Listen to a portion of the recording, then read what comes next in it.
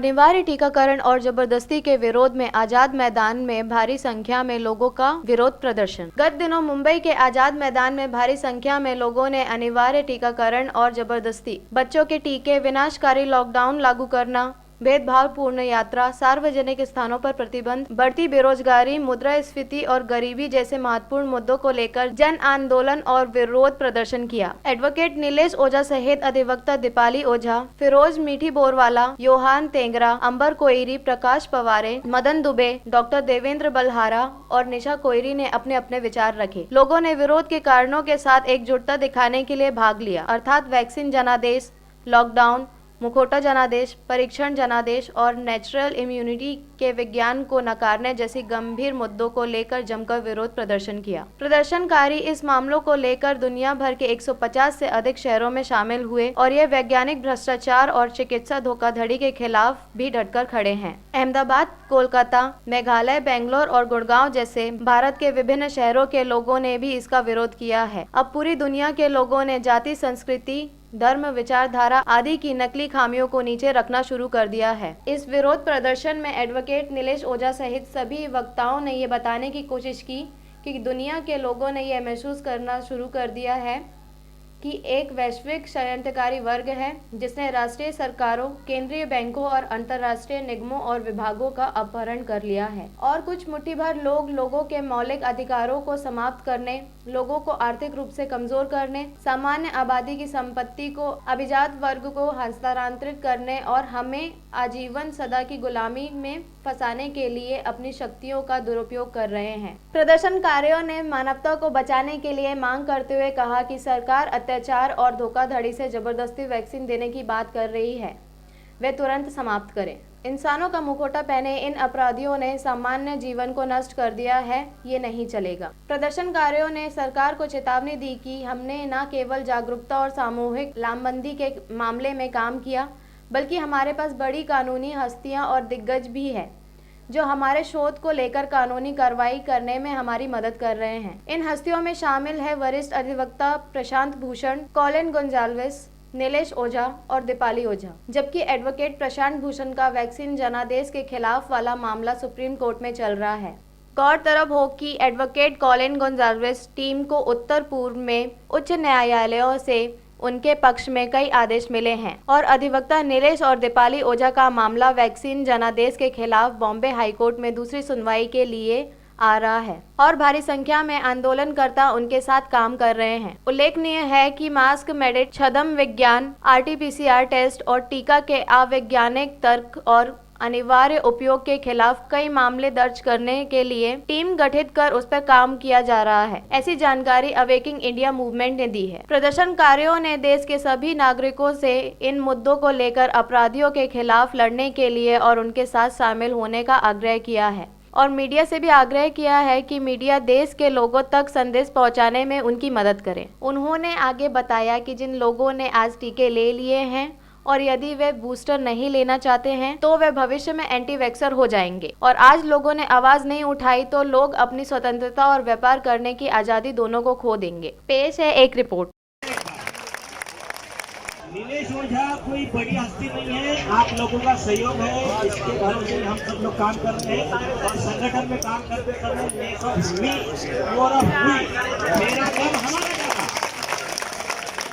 तो हमने legal notice दिया है। देखो ये जो लोग ये कानून आपके खिलाफ यूज करते हैं ना, एक्चुअली वो कानून उनके खिलाफ है।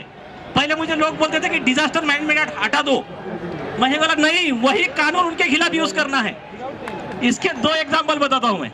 मैंडेटरी नहीं है, आपको कोई भी सुविधा, पेंशन, सैलरी, रेलवे, कोई भी सुविधा, राशन नहीं रोक सकते, ये सेंट्रल गवर्नमेंट ने लिख के दे दिया। अब सेंट्रल गवर्नमेंट से बड़ा हो गया ये अपना औरंगाबाद का कलेक्टर, तो उसने लिख दिया नहीं देंगे। तो इसके लिए इलाज क्या है? इसका इलाज section 51 subsection B of disaster management act में है। ऐसा जो करेगा उसको 1 साल जेल में डाल दो। तो हमने उसका नोटिस दे दिया उनको। इनका आज हमारे पीछे अवेकन इंडिया जितने यहाँ ऑर्गेनाइजेशन है उनके पीछे बहुत बड़ा लीगल माइट है और हम जो मैडम किरण यादव जी आई है उनको स्पेशली बुलाया गया है, आपसे 2 शब्द बोले। तिकीट काढायला गेला, त्याला प्रॉब्लेम येत होते बाहेर जायला, त्यावेळेस त्याला जबरदस्ती म्हणजे वॅक्सिन सर्टिफिकेट दाखवा तरच तुम्हाला तिकीट भेटेल। मी घरी नसताना त्यांनी ते वॅक्सिन घेतलं आणि इवन फक्त 3 तासामध्ये त्याला ब्लड क्लॉटिंग होऊन तो बेडच्या खाली पडून त्याची डेथ झालेली। फक्त हे वॅक्सिन बंद झाली पाहिजे आणि बंद झाली पाहिजे, बस एवढंच सांगायचं। महाराष्ट्र सरकार, जिनके बेटे की मृत्यु हो गई वैक्सीन लेकर, उनके पास तक कोई सरकार का व्यक्ति तक नहीं गया। मैं जितने भी लोगों के फोटो यहाँ पर आप लोग देख रहे हैं जो शहीद हुए, ऐसे 5,500 लोग हैं, उनके लिए हमको 1 मिनट का मौन करना है। ओम शांति शांति शांति। वैक्सीन को इमरजेंसी यूज ऑथराइजेशन मिला है, अप्रूवल नहीं मिला है। ये क्लिनिकल ट्रायल के फेज में है, आप पर ट्रायल ही चल रहा है अभी। तो जो वैक्सीन का अभी खुद गवर्नमेंट ऑफ इंडिया ने आरटीआई में लिखकर दे दिया, इसका अभी हमारे पास पूरा डेटा भी नहीं है, लॉन्जिटिविटी कितना है इसका, जो इफिकेसी है, साइड इफेक्ट्स का पूरा डेटा गवर्नमेंट के पास नहीं है, एक चीज। दूसरी चीज, खुद उनका डेटा बता रहा है, उन्होंने जो बातें की थी सब बातें झूठ निकली। डॉक्टर स्नेहल लुनावत का कोविशील्ड लेने की वजह से जान चली गई, मौत हो गई उनकी। और गवर्नमेंट ऑफ इंडिया के AEFI कमेटी ने माना है कि ये मौत कोविशील्ड के साइड इफेक्ट से हुई है।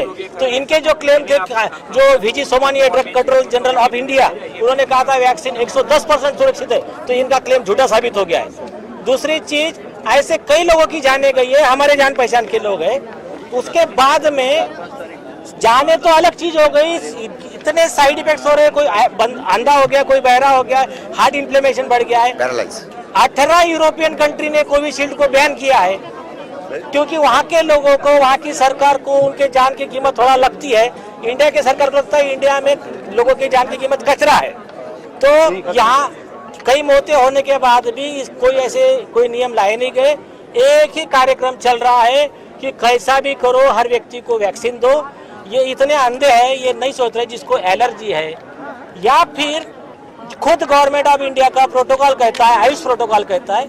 आंध्र प्रदेश हाईकोर्ट का जजमेंट है, 50 अलग अलग रेमेडीज है। आनंदिया का मेडिसिन को आंध्र प्रदेश हाईकोर्ट ने अप्रूव किया है। नेचुरोपैथी जो डॉक्टर विश्व राय चौधरी का है, उसको नेशनल इंस्टीट्यूट ऑफ नेचुरोपैथी ने पूरा वेरीफाई करके रिकमेंडेशन दिया है कि इससे इन्होंने कोरोना भी ठीक किया, किसी को कोई साइड इफेक्ट नहीं हुआ, एक भी आदमी मरा नहीं, कोई साइड इफेक्ट नहीं हुआ, नो मास्क नथिंग। अब वैक्सीन का ऐसा है, वैक्सीन की पोल सबसे पहले खोली माननीय हाईकोर्ट ने। रीदिनथर के जजमेंट में हाईकोर्ट ने सरकार को एक सवाल पूछा, ये आप सब लोगों के लिए सवाल जानना जरूरी है। कोर्ट ने सवाल क्या पूछा, बोले बताइए वैक्सीन लेने के बाद में कोरोना नहीं होता है? बोले नहीं होता है। वो आदमी कोरोना का प्रसार कर सकता है? तो बोले हाँ, सुपर स्प्रेडर बन सकता है वो लेने के बाद में उसकी कोरोना से मौत भी हो सकती है। अच्छा, नहीं लेने वाले का क्या है? बोले उसका भी वैसा ही है। तो आप किस आधार पे वैक्सीन लेने वाला और नहीं लेने वाले में फर्क कर रहे हो? ये आधार पे हाईकोर्ट ने सरकार के सारे ऐसे गैर कानूनी जो नियम थे वो क्रैश कर दिए। दूसरी चीज, जो वैक्सीन क्या करती है, एक स्पाइक प्रोटीन आपको बॉडी में इंजेक्ट किया जाता है और आपको लड़ाई के लिए तैयार किया जाता है, ताकि जब ओरिजिनल वायरस से लड़ाई हो तो आपके बॉडी में एंटीबॉडी रहे। आप गौर कीजिए, एक आपने गली में मैच खेल लिया और बाद में जाके सीधा ऑस्ट्रेलिया की टीम से भिड़ गए, तो वो ऑस्ट्रेलिया का फास्ट बॉलर जब बॉलिंग करेगा आपको आउट भी कर देगा, मुंह भी फोड़ देगा आपका। तो इसके बारे में सबसे बेस्ट, इस दुनिया का सबसे सेफ पर्सन कौन है? तो एम्स के जो डॉक्टर संजीव राय है, दुनिया के 81 कंट्रीज के, अलग अलग कंट्रीज के जो रिसर्च पेपर्स 81, कई लाखों लोगों पे रिसर्च करने का उन्होंने कहा कि सबसे सेफ पर्सन कौन है, जिसको कोरोना होकर गया है या कोरोना का विषाणु छू कर गया है। ऐसे इंडिया में 70% से ज्यादा लोग हैं। तो जो आदमी आज मर्सिडीज में बैठा है, तो ये बिल गेट के गुलाम ये क्या कहते हैं कि आप इसको ऑटो में बैठाओ तो ये कंफर्ट रहेगा। जो नेचुरल इम्यूनिटी को उन्होंने बोला है 13 time robust and better. Vaccine लगने के बाद में उनका कहना है कि तुरंत 2-4 महीने में वो खत्म हो जा रहा है उसका पावर, और जहाँ जहाँ वैक्सीन हुई है वैक्सीनेटेड लोगों में, जैसे आप केरला का देख लो, बेंगलोर देख लो, मुंबई का किम हॉस्पिटल देख लो, इजराइल देख लो, वैक्सीनेटेड लोगों के जान को ज्यादा खतरा है। उनको जब कोरोना हो रहा है तो उनके मरने वाले की संख्या ज्यादा है, उनके हॉस्पिटलाइजेशन की संख्या ज्यादा है, साइड इफेक्ट्स की संख्या ज्यादा है। और जिन लोगों ने वैक्सीन नहीं ली है वो ज्यादा सेफ है, ये उनका ही डेटा है। तो अब ऐसे में हमारे मेहनत के पैसे से कहने का कि सबको वैक्सीन फ्री, और इधर बोलने उठा के 40-50 हज़ार करोड़ रुपया वो वैक्सीन कंपनी को दे देने का, और उधर बोलने का कल से आपका पेट्रोल 150 रुपया लीटर, हमारा ही पैसा लेने का, हमको ही बेवकूफ बनाने का और हमको ही हमारी जान को मारने का प्लान करने का। तो ये इनका षड्यंत्र चल रहा है। इस सबके खिलाफ में ये आंदोलन है, ये जन जागृति का ये अभियान है। वैक्सीन के जो ये है कोवैक्सीन वाले भारत बायोटेक के, उन्होंने क्या कहा था, जब वैक्सीन आएगा तो हम कितने रुपए में देंगे, 20 रुपये। बिस्लेरी की बोतल से भी सस्ते में रहेगा, मतलब 20 रुपए से कम में रहेगा। आज कितने में दिया जा रहा है, गवर्नमेंट को 300 में और कॉमन मैन को 1000-1500 जो भी है, जो प्राइवेट हॉस्पिटल से लेंगे। तो ये अगर 100 करोड़ 125 करोड़ वैक्सीन दे रहे हैं तो उसकी ये कितना हो रहा है, हजारों करोड़ रुपए का करप्शन हो रहा है। 20 रुपए की वैक्सीन 300 में कैसे जा रही है फिर। और जब इमरजेंसी है, डिजास्टर मैनेजमेंट एक्ट रूल लागू है, तो ऐसे में सरकार प्राइवेट हॉस्पिटल टेक ओवर कर रही है, तो ये वैक्सीन कंपनी को भी टेक ओवर कर सकती है। आप इनका प्रॉफिट बंद कर दो, इनको बोलना नो लॉस, इमरजेंसी है ना, लोगों के रोजगार बंद करा दिया आपने, तो आप नो लॉस नो प्रॉफिट में बेचना चालू करो, कोई आपको बोलेगा नहीं कि वैक्सीन लो करके। ये सारा खेल कमीशन का है। अब मैं आपके मुद्दे पे आता हूँ कि आपका सवाल है लोगों ने वैक्सीन लेना चाहिए कि नहीं लेना चाहिए। और 120 करोड़ लोगों ने ले लिया है। हाँ, अब जो बचे हुए लोग हैं, जो ले लिए उनके लिए मैं तो छोड़िए, खुद WHO ने वार्निंग दिया कि जिन लोगों ने कोविशील्ड लिया है वो सावधानी बरते। आपको गुलियन बारी सिंड्रोम का जो आधा पैरालिसिस हो जाता है, बॉडी का चेहरा टेढ़ा हो जाता है, ये होने का खतरा है। और ऐसे पेशेंट को मैंने खुद देखा है। ये उनको जो फंसाया गया, इसका गिफ्ट उनको खुद WHO ने दिया। दूसरी चीज, आपके आंखें के सामने आप देख रहे हो कैसे लोग मर रहे हैं। मेरे खुद के क्लाइंट है डॉक्टर स्नेहल लुनावत और आपने किरण यादव जी का बेटा हितेश खड़वे, ये सब उसके उदाहरण है। इसके बाद में आपको लगता है सुसाइड करना है या आपको लगता है कि नहीं भाई मुझे तो लेना है, तो मर्जी है आपकी, क्योंकि जिंदगी है आपकी। और अगर जिन्होंने ले लिया है उनको हम लोग न्यूट्रल कर सकते हैं। हमारे देश में ऐसी पैथियां हैं, हमारी उसका डिटॉक्सिफिकेशन किया जा सकता है, उनके बॉडी से उसको वो जो वैक्सीन ले लिया उसका जहर निकाला जा सकता है। तो आप वो लोग हम लोगों से कांटेक्ट करें। हमारे पास में ऐसी डॉक्टरों की टीम है जो उनके डिटॉक्सिफिकेशन का काम भी करेंगी। ये एम और हमारी संस्थाएं, स्वदेशी भारत आंदोलन जैसी संस्थाएं जो है वो उनका डिटॉक्सिफिकेशन का काम करेंगी। तो आपके माध्यम से, आपके मीडिया के माध्यम से अगर वो हमसे संपर्क करते हैं तो हमारे सब तरफ नंबर्स है, उनको बोलिए कि हमसे संपर्क प्रयत्न करें। और आपने एक चीज, आपने एक प्रश्न पूछा कि 10 करोड़ लोग के लिए हमारा क्या मैसेज है, तो मैं कहना चाहूंगा कि हमारे 130 करोड़ लोग के लिए मैसेज है कि ये 2 पे रुकने नहीं वाले। फ्यूचर में आपको तीसरा आएगा, चौथा आएगा। तो उसके लिए भी हम, इजराइल में हो रहा है, यूके में भी वैक्सीनेटेड का डेफिनेशन ही चेंज कर दिया कि जिन लोग ने अभी 3 लिए उनको ही फुल्ली वैक्सीनेटेड माना जाएगा। तो अभी जो लोग हमें देख रहे हैं जिन्होंने टीका लेके रखा है, अभी हम सब आज़ाद हो गए, हमारे लिए सब बेनिफिट्स है। आपको कुछ महीने में फिर से तीसरा लेना पड़ेगा, और अगर आप वो नहीं लोगे तो आप हमारे साथ यहाँ पे anti vaxxer next time protest में देखिए WHO ने सबको गुलाम बना दिए। WHO है कौन, सबको पता है। कौन इसका मालिक है, सबको पता है। कौन इसको पैसे देता है, हम सबको पता है। लेकिन यहाँ पर हमारे बीच में एक जन है, एक लेडी है जिन्होंने WHO को हिला दिया, WHO को नोटिस दिया आइवरमेक्टिन के ऊपर। गोवा के हेल्थ मिनिस्टर ने एक निर्णय लिया था कि गोवा में 18 साल के ऊपर जितने भी एडल्ट्स हैं उनको आइवरमेक्टिन ये दवा दी जाएगी। और जैसे ये न्यूज़ आई, करीब कुछ 9 मई को आई न्यूज़, तुरंत उसके अगले दिन डॉक्टर सौम्या स्वामीनाथन जो कि चीफ साइंटिस्ट है वर्ल्ड हेल्थ ऑर्गेनाइजेशन की, उन्होंने तुरंत ट्वीट किया WHO आइवरमेक्टिन की यूज़ करने की सलाह नहीं देता, सिर्फ क्लिनिकल ट्रायल्स अगर चल रही है तो उसमें आइवरमेक्टिन की दवा इस्तेमाल की जा सकती है। मुझे नहीं लगता डॉक्टर सौम्या स्वामीनाथन WHO के स्विट्जरलैंड के ऑफिस, AC ऑफिस में बैठ के कोविड पेशेंट्स को ट्रीट कर रही है, बिल्कुल नहीं कर रही है। तो मैंने सोचा कि यहाँ कुछ तो दाल में कुछ काला है। तो मुझे ये पता चला कि आइवरमेक्टिन ये जो दवा है, ये आज इस पे कोई पेटेंट नहीं है, तो ये बहुत चीप रेट में मिल जाती है। तब मैंने सोचा अच्छा, तो यहाँ पे इनका पानी जम रहा है, मतलब इनको ये नहीं चाहिए, इनको भारी भारी प्राइसी एकदम बहुत सारी महंगी दवाइयाँ बेचनी है। ये नहीं चाहते कि ये चीप दवा किसी को पता चले और लोग उसे खा के ठीक हो जाए या बीमार ही ना हो जाए, क्योंकि इनका आगे तो वैक्सीन रोल आउट का प्लान था, 1 नहीं 2 वैक्सीन, बूस्टर डोज, ये सब के प्लान थे।